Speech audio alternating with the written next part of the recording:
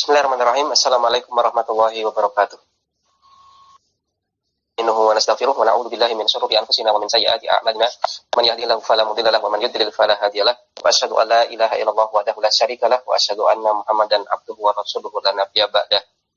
Allahumma shalli wa sallim wa barik ala nabiyyina Muhammad wa ala alihi wa sahbihi wa man tabi'ahum bi ihsanin ila yaumil amma ba'd. Ini kita akan baca bait ke-128, kemudian kita lanjutkan ke bait 129 hingga 131. Di bait 128 Ibnu Malik mengatakan wal aslu fil akhbar an tuakhkhara. Hukum asal khabar adalah tuakhkhara, dia terletak setelah mubtada. Wa jawazu at-taqdima idh la darara, dan mereka yaitu para ulama nahwu atau orang Arab membolehkan at-taqdima, mengedepankan khabar idh la darara, apabila tidak ada madharat. Pensyarah mengatakan lil khabari min haitsu taqdimu wa ta'khiru thalathu halatin. Untuk khabar dari sisi apakah dia at-taqdim, dikedepankan daripada mubtada, wa ta'khir ataukah dia terletak setelah mubtada, thalathu halatin, ada 3 keadaan. Al-ula, keadaan yang pertama adalah at-ta'khiru anil mubtada, diakhirkan dari mubtada, yaitu terletak setelah mubtada. Wa hadza wal aslu, dan ini adalah asal atau hukum asalnya. Ats-tsaniyatu, yang kedua adalah wujub ta'khiri, wajib mengakhirkan khabar. Artinya khabarnya di sini wajib terletak setelah mubtada, dia tidak boleh mendahului mubtada. Ats-tsalisatu, yang ketiga adalah wujub taqdimi, wajib mengedepankan khabar daripada mubtadanya, maka susunannya kebalik, khabar dulu baru mubtada. Amal halatul ula, adapun untuk keadaan yang pertama, yaitu khabarnya terletak setelah mubtada, dan ini adalah hukum asalnya. Fa innal asla fil khabari, maka sesungguhnya asal khabar atau hukum asal khabar adalah an yata'akhkhara anil mubtada'i, terletak setelah mubtada. Li'annahu wasfun lahu fil ma'na, karena secara makna yang namanya khabar ini merupakan sifat bagi mubtada'nya atau penerang bagi mubtada'nya.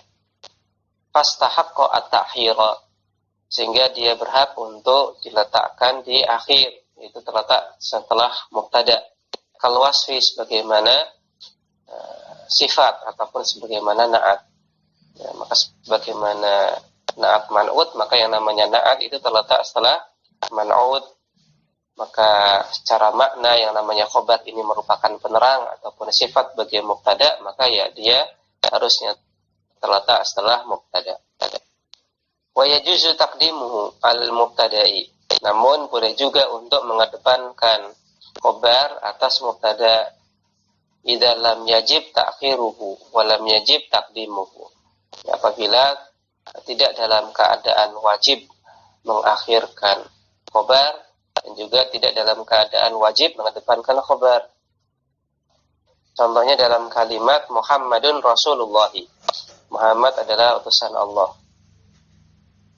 Fayajuzu taqdimul khabari alal mubtada'i, maka boleh dalam contoh kalimat tadi boleh mengedepankan khabar atas mubtada, karena la mani'a min taqdimihi, sama sekali tidak ada faktor penghalang untuk mengedepankan khabar. Maka boleh kita bilang Rasulullah Muhammadun, boleh kita bilang Muhammadun Rasulullah. Contohnya adalah firman Allah Subhanahu wa taala, walillahil masyriq wal maghrib, dan milik Allah lah timur dan barat. Maka di sini ada khobar yang dikedepankan, yaitu sunan jar majrur lillahi. Kemudian mubtadanya diakhirkan, yaitu kata al-masyriq. Kemudian contoh yang lain adalah firman Allah Subhanahu wa taala, walahum adzabun adzim, dan bagi mereka azab yang besar. Maka di sini lahum ini adalah sunan jar majrur berkedudukan sebagai khobar muqaddam. Kemudian kata adzabun di sini dia merupakan mubtada muakhar. Kemudian azimun di sini dia merupakan na'at dari kata adzab.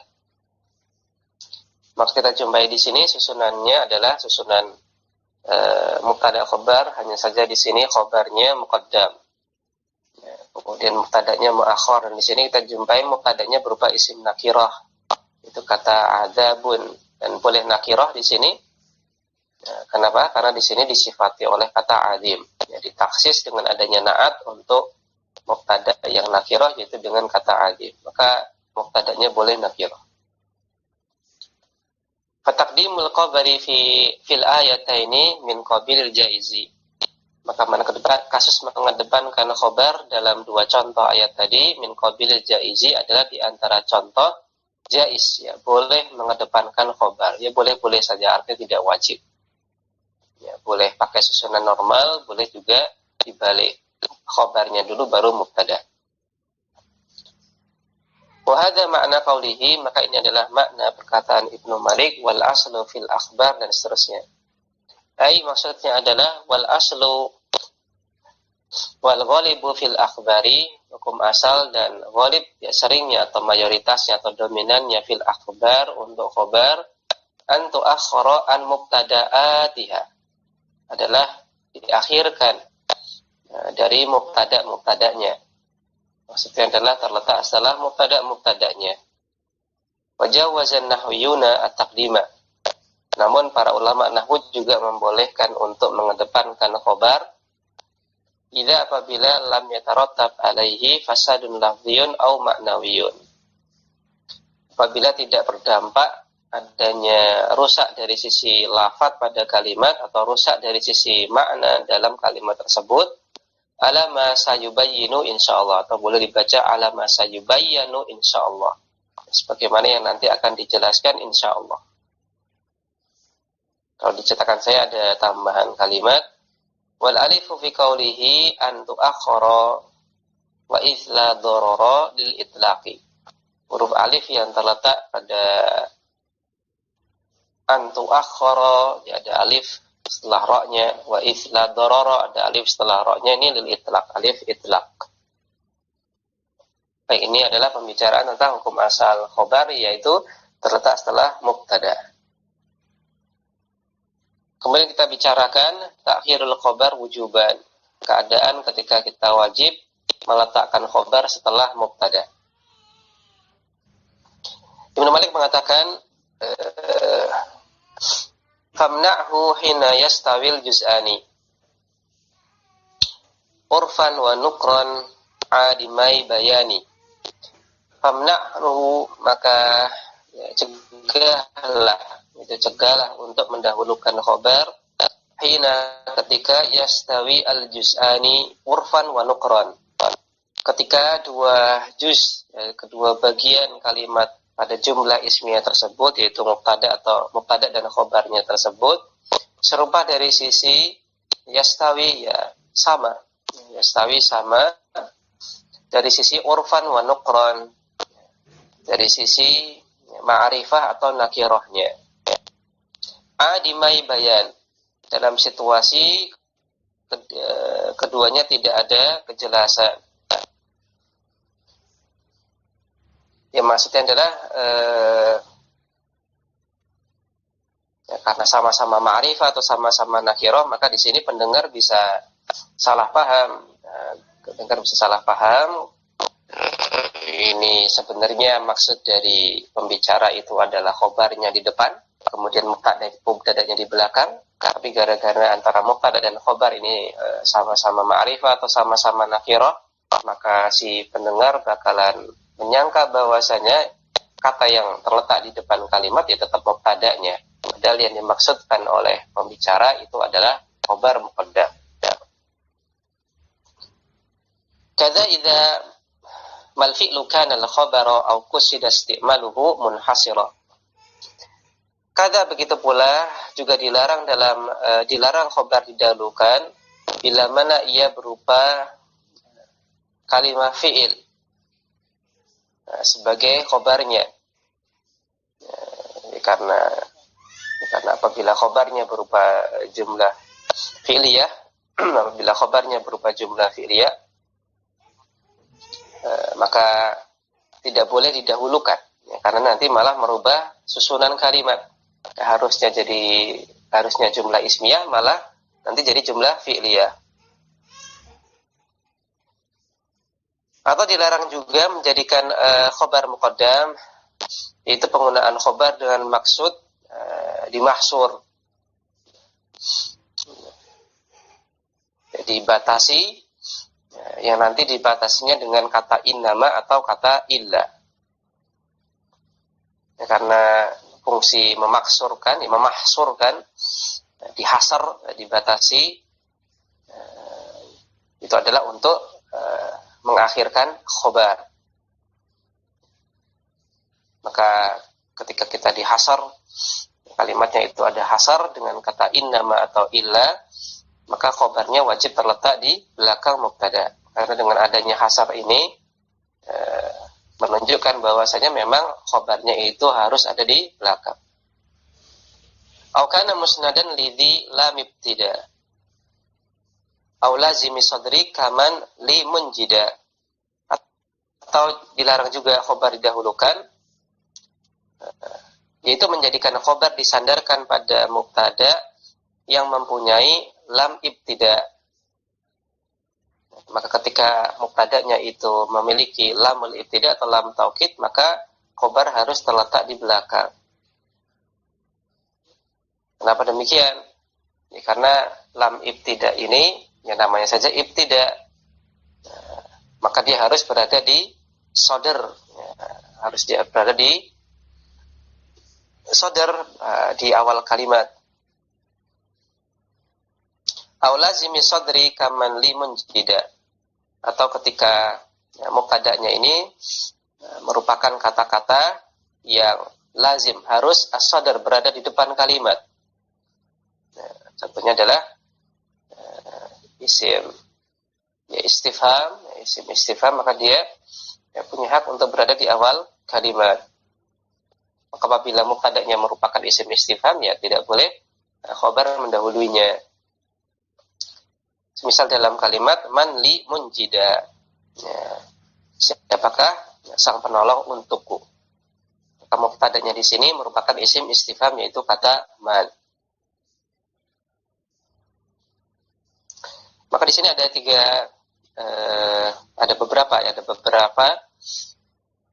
kasus ataupun keadaan di mana kita dilarang untuk mendahulukan khobar.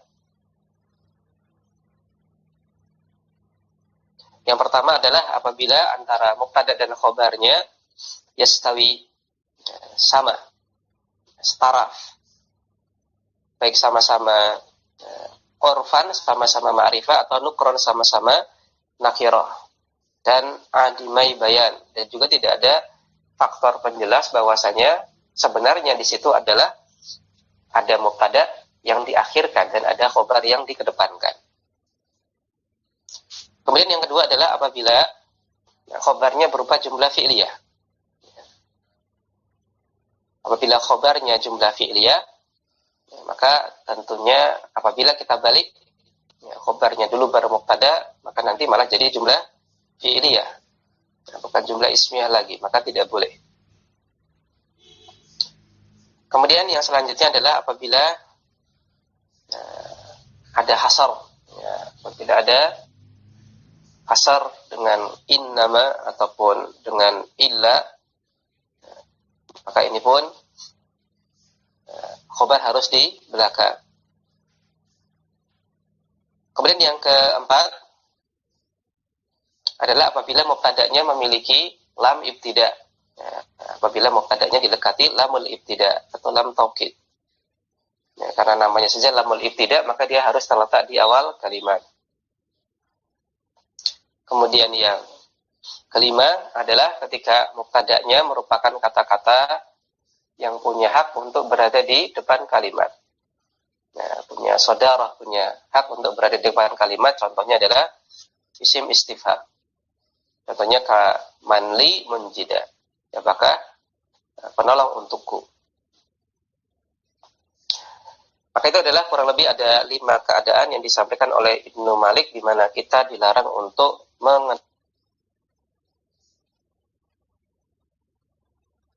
mengedepankan khobar. Jadi khobarnya harus terletak setelah mubtada. Nasara mengatakan, dzakara fi hadhil abyati al-halata ats-tsaniyata. Maka Ibnu Malik sebutkan dalam bait ini keadaan yang kedua. Wa hiya wujubu ta'akhuril khabari wa taqaddumi al-mubtada'i. Itu wajibnya mengakhirkan khobar dan mengedepankan mubtada. Artinya harus secara normal, mubtada dulu baru khobar. Wadzalika fi arba'ati mawadi'a, yaitu pada 4 kondisi, 4 tempat keadaan. Al-awwalu, yang pertama adalah keadaan yang pertama adalah ketika an yakuna kullun, jadi tanwin, an yakuna kullun minal mubtada'i wal khabari ma'rifatan. Keadaan yang pertama adalah ketika kulun semuanya, yaitu baik mubtada ataupun khobarnya ma'rifatan, sama-sama ma'rifah. Au nakiratan, atau sama-sama nakirah, solihatan, lija'liha mubtadaan. Yang keduanya sama-sama bisa dijadikan mubtada. Jadi kalau mau dibolak-balik, maka ada kemungkinan yang namanya khobarnya ini bisa menjadi mubtada. Diwujudi musawwihin, karena adanya faktor musawwih yang memboleh. Ada faktor yang musawwih yang membolehkan untuk khobarnya ini kalau dibalik jadi mubtada. Wala qarinata, dan sama sekali tidak ada indikator tubayinu yang menjelaskan al-mubtada'a minal khobari, yang membedakan mana yang mubtada dan mana yang khobar, mana yang mubtada dari khobarnya. Fa yu'akharu al-khobaru. Kemudian maka dalam kondisi ini khobarnya itu harus diakhirkan. Di alla yaltabisa bil mubtada'i law quddima, supaya la yaltabis, tidak disalahpahami, tidak samar bil mubtada'i, dikira malah mubtada law quddima, seandainya kalau khobarnya ini dikedepankan. Maka sebagaimana tadi kita sampaikan bahwasanya apabila mubtada khobarnya itu sama-sama ma'rifah atau sama-sama nakirah dan sama sekali tidak ada indikator yang mengindikasikan mana mubtada dan mana khobarnya, sehingga pendengar bisa salah paham, padahal maksud pembicara itu adalah khobarnya dikedepankan, mubtadanya diakhirkan, tapi gara-gara antara mubtada dan khobarnya ini sama-sama level dari sisi ma'rifah ataupun nakirahnya, maka si pendengar bisa salah paham dan menganggap bahwasanya kata yang pertama dalam kalimat itu ya mubtadanya, padahal maksud dari si pembicara itu bukan mubtada tapi itu adalah khobar. Maka dalam keadaan ini tidak boleh mengedepankan khobar, harus mubtadanya dulu baru khobarnya, supaya tidak yaltabis, supaya tidak dikira maksudnya sebenarnya adalah khobar yang di depan malah dikira mubtada oleh si pendengar. Misalul ma'rifati, maka contoh kalimat di mana antara mubtada dan khobarnya sama-sama ma'rifat adalah dalam kalimat Khalidun zamili. Khalid adalah temanku. Maka maksud informasi dari Khalid adalah temanku, itu maksudnya adalah si penerima informasi itu kenal Khalid. Si penerima informasi itu kenal Khalid. Cuman si pemberi informasi ingin memberitahukan bahwasanya si Khalid ini hubungannya dengan saya itu adalah teman. Maka si Khalid ini ma'ruf, cuman hubungannya Khalid dengan saya itu itulah yang kita infokan kepada si penerima informasi. Maka seandainya kalau dibalik zamili Khalidun, maka makna kalimatnya jadi agak melenceng. Kalau kita katakan zamili Khalidun, temanku Khalid, maka si penerima informasi asumsinya adalah tahu teman saya, cuman nggak tahu namanya. Kemudian kita infokan bahwa saya ini loh temanku, namanya Khalid. Maka ada dua asumsi yang berbeda ketika kita tukar-tukar posisi mubtada khobar pada kalimat Khalidun zamili. Dan maka pensara mengatakan pada kalimat Khalidun zamili, Khalid adalah temanku, fal muradu min hadzal misali, maka maksud yang diinginkan dari contoh kalimat tersebut adalah al-ikhbaru, memberitahukan an Khalidin, tentang Khalid, bi annahu zamili, bahwasanya Khalid itu hubungannya dengan saya adalah teman, bahwasanya Khalid itu adalah teman saya.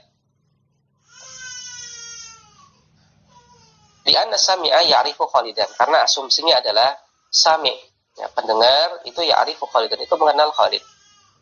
Nah, asumsi adalah pendengar mengenal Khalid.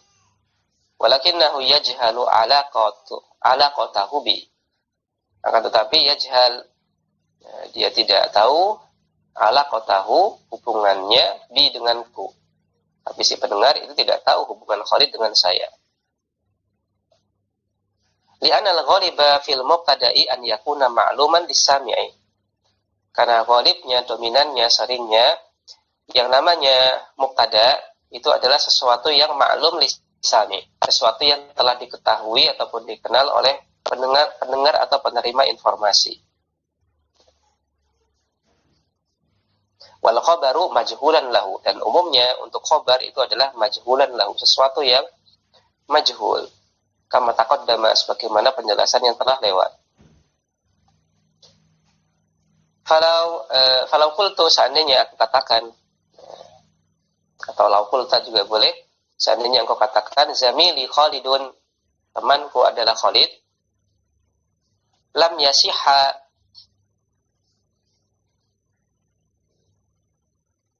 al-misalu alal i'tibari sabiqi, tidak boleh dibalik contoh ini alal i'tibari sabiqi, sesuai dengan pengandaian makna yang pertama. Nah, jadi kalau inginnya menginformasikan bahwasanya Khalid itu adalah teman saya, itu menginformasikan bahwa si Khalid ini hubungannya dengan saya adalah teman. Kalau menginginkan makna itu, maka nggak boleh dibalik zamili Khalidun. Selain itu, idla qarinata tubayyinu anna zamili khabarun muqaddamun. Selain itu juga karena tidak ada sama sekali indikator la qarinata tubayyinu yang menjelaskan bahwasanya kata zamili ini adalah khabarun muqaddamun, adalah khabar muqaddam. Li'annahu salihun li'an yakuna mubtada'an, karena zamili ini juga bisa jadi mubtada. Wa yakunu al-muradu, sehingga kalau nanti dijadikan mubtada, zamili Khalidun, temanku adalah Khalid, maka asumsi makna yang diinginkan dari kalimat zamili Khalid adalah annahu ya'rifu zamili, si pendengar itu mengenal zamili, teman saya, tahu teman saya, cuman nggak tahu namanya. Walakinnahu yajhalu ismahu, akan tapi dia tidak tahu namanya. Tahu teman saya, tapi si penerima informasi atau pendengar ini tidak tahu namanya. Fasara hunaka farqun baina al-jumlatain, maka menjadilah ada perbedaan dari sisi pengandaian asumsi dan juga maksud dari informasi.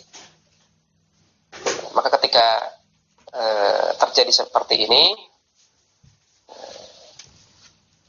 maka tidak boleh kita membolak-balik mubtada khobar. Maka kita harus susun kalimat sesuai dengan maksud kita. Kalau maksud kita adalah memberikan informasi bahwasanya hubungan Khalid dengan saya adalah teman, ya pakailah kalimat Khalidun zamili dengan Khalid mubtada zamili khobar. Tapi kalau Anda inginkan menginformasikan bahwasanya teman saya ini namanya Khalid, maka susunlah kalimat zamili Khalid. Maka di sini tidak boleh menukar-nukar posisi mubtada dan khobar. Wa misalun nakirati, kemudian contoh kalimat di mana mubtada khobarnya sama-sama nakirah. Dan tidak boleh mengedepankan khobar. Contohnya dalam kalimat akbaru minka sinnan, akbaru minka tajribatan. Orang yang paling tua umurnya, orang yang lebih tua umurmu, orang yang lebih tua umurnya darimu, aktsaru minka tajribatan, maka lebih banyak pengalamannya darimu. Maka di sini antara mubtada dan khabarnya, ya, akbaru minka sinan aktsaru minka tajribatan, itu kata akbar dan kata aktsar. Ya, mubtadanya adalah kata akbar, kemudian khabarnya adalah kata aktsar, ini sama-sama nakirah. Fa inna kullan minal mubtada'i wal khabari nakiratun. Maka semuanya baik mubtada ataupun khabarnya berupa nakirah.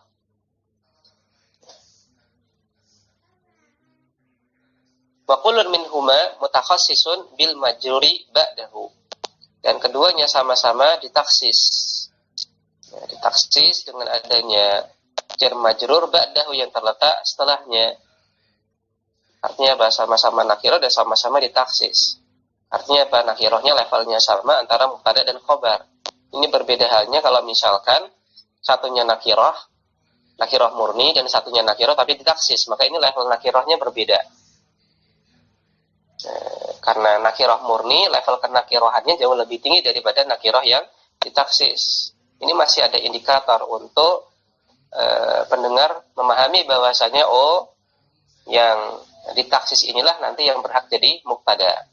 Karena dia tidak lagi nakirah murni. Kemudian yang nakirah murni inilah yang berhak untuk jadi khabar. Tapi kalau sama-sama antara mubtada dan khabar ini level nakirahnya sama. Sama-sama nakirah murni ataupun sama-sama nakirah yang ditaksis, dikerucutkan maknanya, maka ini pendengar bakalan bingung, ini sebenarnya mana yang mubtada, mana yang khabar sih. Maka falau quddima al khabaru, maka seandainya khabarnya itu quddima didahulukan, la auqa'a fi lubsin, maka si pemberi informasi ini bisa auqa'a menjerumuskan pendengar fi lubsin dalam kebingungan, samaran. Itsla tujadu qarinatun, karena sama sekali tidak dijumpai qarinatun, indikator tu'ayyinuhu yang mentakyin mana mubtada mana khabarnya, wa tumayyizuhu minal mubtada'i, dan membedakannya dari khabar dari mubtada. Fayaltabisu al mahkumu bil mahkumi alaihi, sehingga menjadi samarlah mana yang diterangkan dan mana yang menerangkan. Fayafsudu al makna, sehingga maknanya jadi rusak nanti. Ya, maka ini adalah contoh di mana antara mubtada dan khabarnya sama-sama nakirah. Maka selain faedah tadi tidak boleh mengedepankan khabar dalam kondisi ini, kita juga bisa ambil faedah bahwasanya memang betul pada asalnya mubtada ma'rifah, khabar nakirah, tapi ada kalanya di mana antara mubtada dan khabar itu sama-sama ma'rifah atau sama-sama nakirah. Baik, untuk dari pagi hari ini kita cukupkan insyaallah taala. Insyaallah kita lanjutkan di pertemuan mendatang, masih berkaitan untuk poin yang pertama, yaitu faktor yang tidak memperbolehkan khabar untuk di depan, ya ketika sama-sama nakirah atau sama-sama ma'rifah, levelnya sama antara mubtada dan khabar. Demikian yang bisa kita baca. Wassallallahu ala nabiyina Muhammad wa ala alihi washabihi wasallam. Subhanakallahumma wa bihamdik asyhadu an la ilaha illa anta astaghfiruka wa atubu ilaik. Assalamualaikum warahmatullahi wabarakatuh.